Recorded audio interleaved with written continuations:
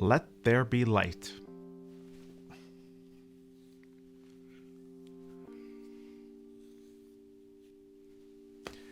Light, as we perceive it, is a fascinating phenomenon. It's both a wave and a particle, a duality that has puzzled scientists for centuries.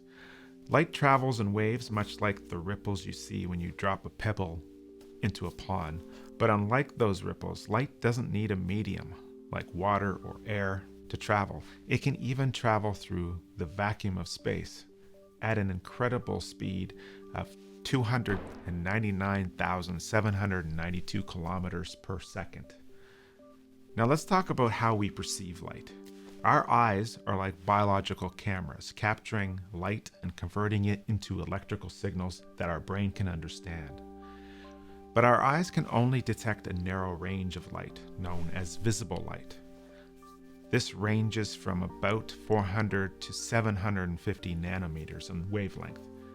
To put it in perspective, if the entire electromagnetic spectrum were a piano, the visible light would be just one key. You might be familiar with how the pitch and loudness of a sound are determined by the frequency and amplitude of its wave. Well, light behaves similarly. The frequency of light determines its color or hue, while the amplitude relates to the brightness. So high-frequency light waves appear bluish to us, while low-frequency waves appear reddish. You've probably heard of ultraviolet light, which is the high-frequency wavelengths just above visible light, and infrared light, which are the wavelengths just below what we can see.